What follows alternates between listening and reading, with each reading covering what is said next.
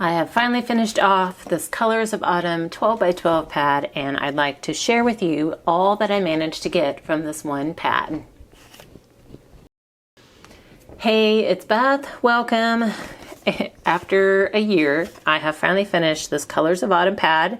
I had to look back at all the videos from last year to see when I started it and when, like, what all I had made with it, because I know there were a few things that had sold at a craft show last year, and so I just kind of needed to see what was missing and kind of refresh myself what all I'd made.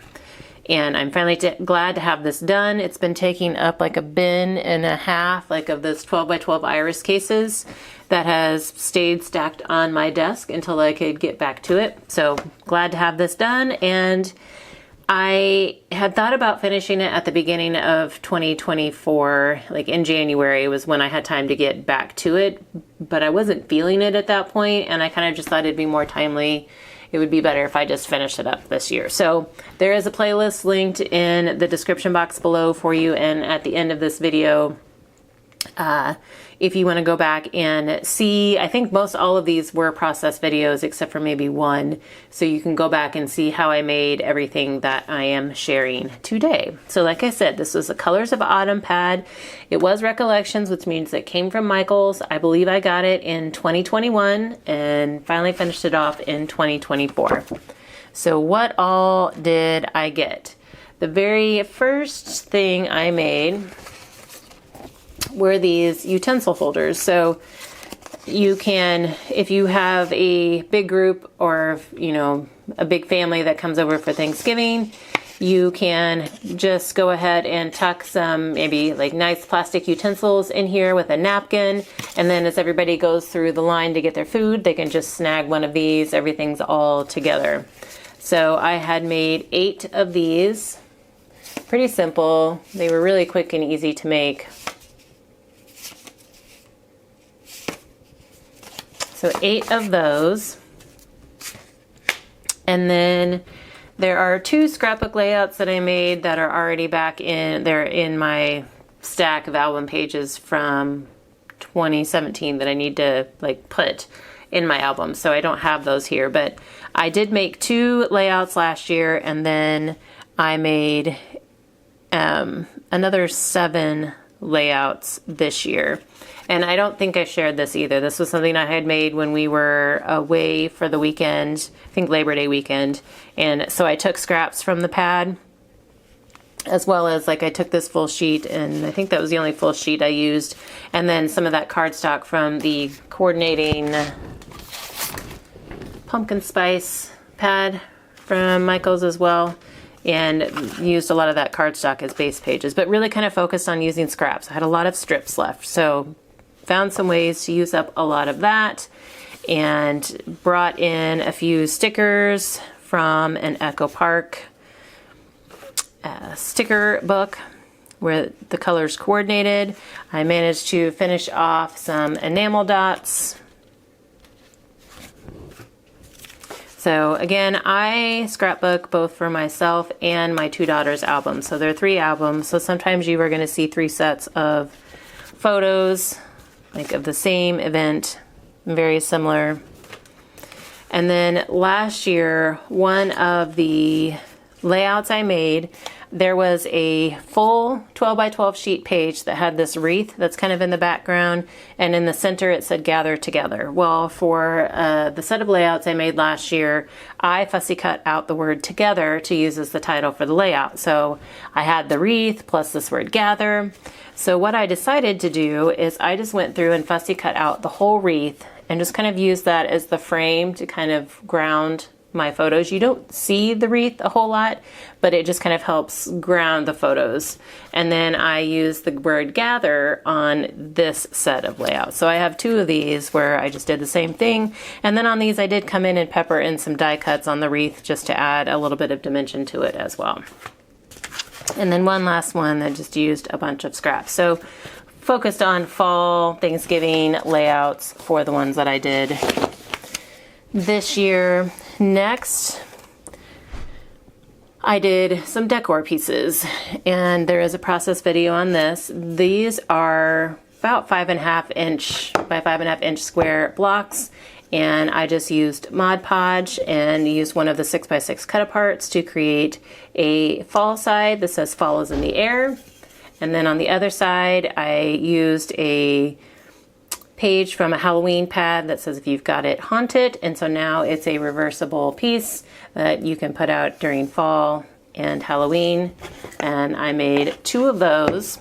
And then in that same video, I did some other items. I was trying to use up cut aparts. And so this was another 6x6 cut apart that I used. And these are kind of like, I think they were scrap pieces for us, but you could use paint sticks.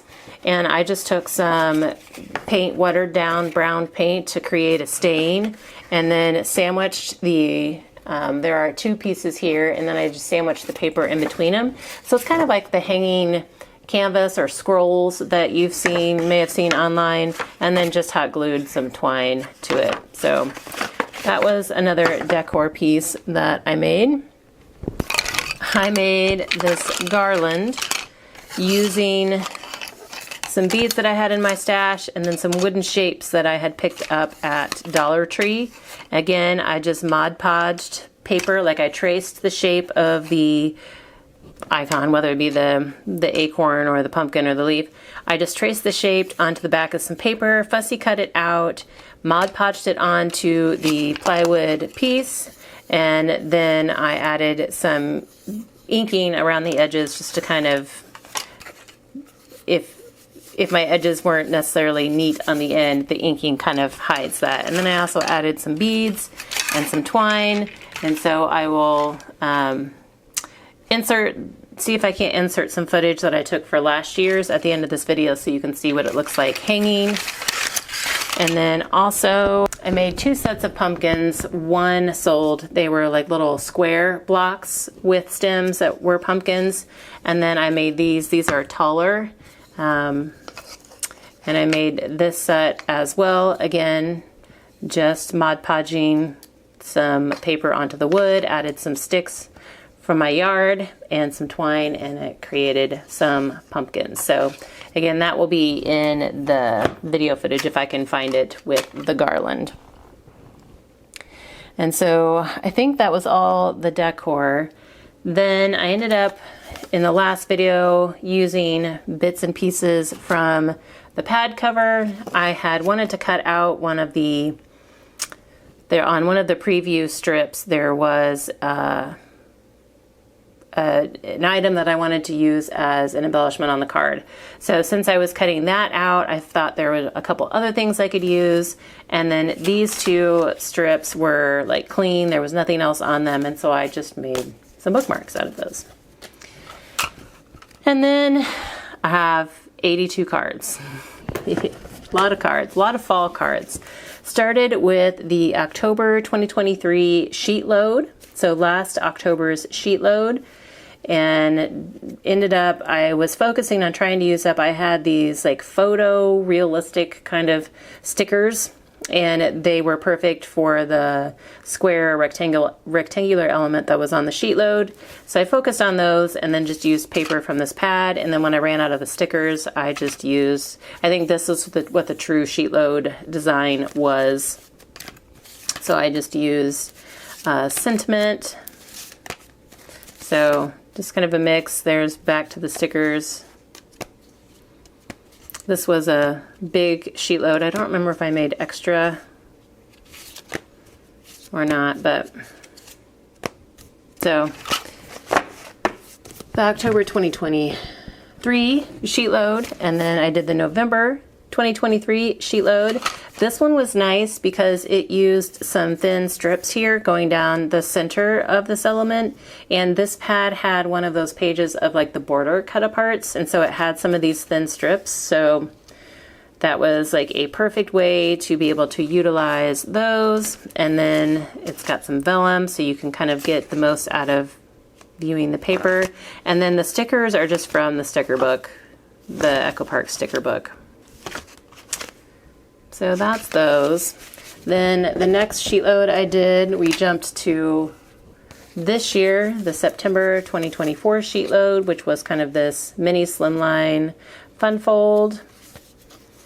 and used up a bunch of the full sheets that I had left, and then a bunch of strips. I just added those to the insides just to try and get those used up.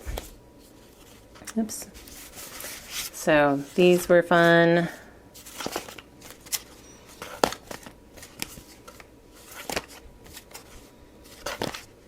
So this pad gave me 3 sheet loads plus a whole bunch of other cards. So there are a couple random ones. These I think I made last year when I did the video on the cut aparts. It's just cut apart with some other bits and pieces. And then the rest of these were from the most recent video I did, the most recent process. So I started out with one of my sketch set, I think it was 10, sketch set 9 or 10, I don't remember, that uses the 12 by 12 sheets. So I did 10 cards with that. And then just went to using up what was left. Strips and bigger pieces. I used the cardstock that I had left from the cardstock pad as the card mats in most cases. And then I had a bunch of this kind of log slice paper, and so I did end up using it as card mats in a couple places just to try and get that used up, because it was down to the end and I still had quite a bit of that left. So we were trying to use it up, and I did. So just kind of a mix of cards, but again, there were 82 cards. So I'm pretty sure that I only paid $5 for each of these pads, so $10 total for the patterned paper pad and the cardstock pad, and then I got all of this out of it. And some of it I have already sold. I finished it in time to include in some of our fall craft shows, and then some of it I'm going to be I will include in this fall's craft show.